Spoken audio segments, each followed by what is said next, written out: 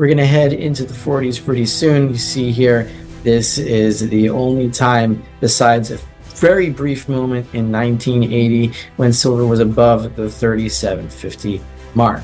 We should head into the 40s, I think, by next week. 13-year resistance for silver is a very big deal, but yeah, relative to everything else, silver is still very, very low. For example, relative to gold, as we can see here in the gold to silver ratio, it's still at 90, 89.79. It has been trending higher since 2011 when we hit a low of 30 to 1, and you have a trend line established in 2021 from 2011 and touched again in 2024. So if we just take this trend line, and if silver does really start outperforming, which it's not yet, it's just catching up, starting to catch up from a high of around 107 a few months ago, gold to silver ratio.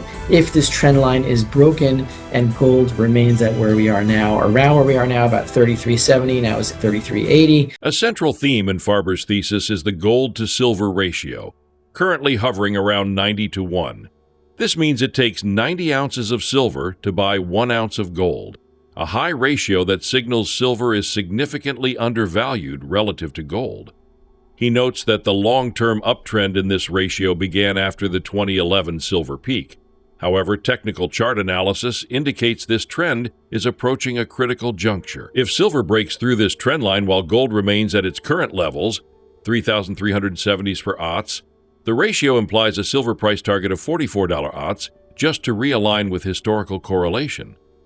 And if that trend line is broken decisively, we could be looking at a move much higher, possibly even toward a 15 to 1 gold-silver ratio, which historically aligns with seismic monetary events. Breakthrough over the middle of the night in Asia as we broke 13-year resistance. This is what silver generally does when it breaks long-term resistance, which it just did yesterday, and the breakthrough to 38 and beyond should be preceded by a breakthrough to the 40s very shortly in the next few days, maybe even today or on Monday. Gold to silver ratio is still at around 90. If we're going to touch the downtrend line, or the uptrend line rather, in the gold to silver ratio, meaning the weakening of silver relative to gold since 2011, then that should put silver at about $44, $45, with gold as we are at 33.70. I'm also going to talk about 37 and above. Silver has only been above $37 for about 8-9 months in history total since the advent of silver and mankind about 5,000 years ago or so, maybe 6,000 years ago, who knows how many thousand years ago. As we'll see in the COMEX statistics, that the open interest in silver, the futures trading, is not affecting the silver price negatively. Open interest has fallen drastically over the past 3 months, and the price of silver has remained steady, which is not normal when it comes to the interaction between open interest, the amount of contracts open in the silver futures market, and the price of silver. I will show you these charts forthwith. Silver breaks its 13-year resistance. The high from February 27th, 2012 was $37.46. That was just broken yesterday, and we had a breakthrough to, where are we now, 38.50, 38.60, I don't even know. We're going to head into the 40s pretty soon. You see here, this is the only time besides a very brief moment in 1980 when silver was above the 37.50 mark. We should head into the 40s, I think, by next week. 13-year resistance for silver is a very big deal, but yeah, relative to everything else, silver is still very, very low. For example, relative to gold, as we can see here in the gold to silver ratio, it's still at 90, 89.79. It has been trending higher since 2011 when we hit a low of 30 to 1, and you have a trend line established in 2021 from 2011 and touched again in 2024. So if we just take this trend line, and if silver does really start outperforming, which it's not yet, it's just catching up, starting to catch up from a high of around 107 a few months ago, gold to silver ratio. If this trend line is broken and gold remains at where we are now, around where we are now, about 33.70, now it's at 33.80, then silver should hit about $44 just to tag this trend line. Not to mention, if it were to break the trend line lower, then silver would go even higher, which is what I expect will eventually happen. When exactly? Well, that should be post the next financial monetary crisis, which should be preceded by a repocalypse, which should be preceded by the Treasury raising hundreds of billions of dollars, which it is in the process of doing right now. If you want more specific timing on that or timing guesses, check out the Endgame Investor on Substack, link in the description below for my silver magnum opus article. Now, a little bit on silver above 37. This was the first time we saw that here, 1979, 1980. The total amount of time that silver was above $37 was about 2 months, maybe even less if you take out these little dips below this rectangle here. But it's a very rare occurrence for silver.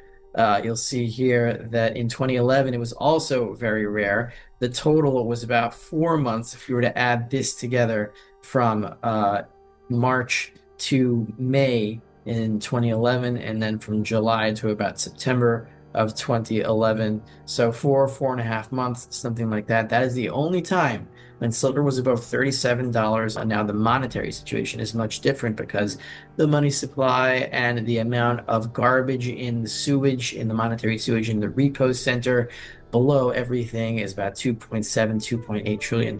All of that crap has to either leak out in an inflationary storm or crash and create a financial crisis. One of those two things is going to happen, and in the end, the Fed is going to create the difference anyway, and silver will head up vertically, and that should be the end game when we get to around 15 to 1.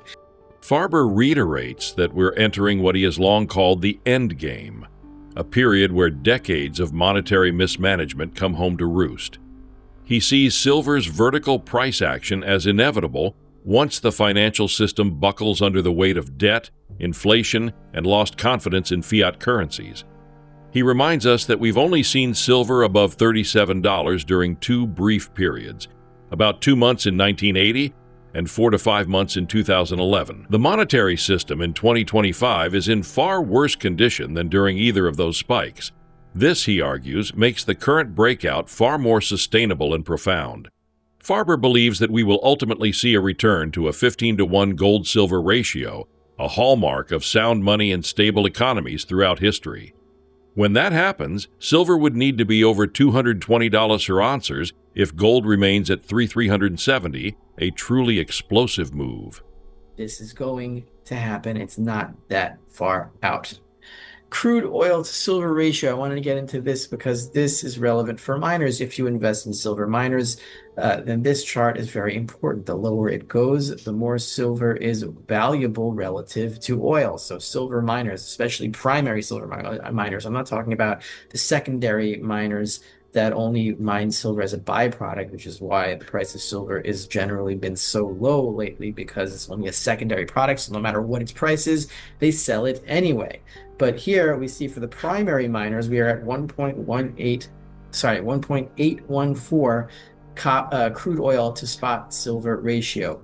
Very rarely are we below 2. It only happened during the 2020 lockdowns and oil crash very briefly in 2016 when oil crashed over there, and it hasn't happened since 1980, 1979, 1980, 1981. So we have the biggest potential profit margins for primary silver miners, those companies that, of course, look for silver specifically and mine it out of the ground. They are affected by the silver price much more than secondary silver miners. So this is a very good time for primary silver miners to make their profit margins. This is the opposite angle on the spot silver to crude oil ratio. The higher it is, the higher silver's value is relative to oil. So if you're buying oil and selling silver, the higher this goes, the better for your profit margins.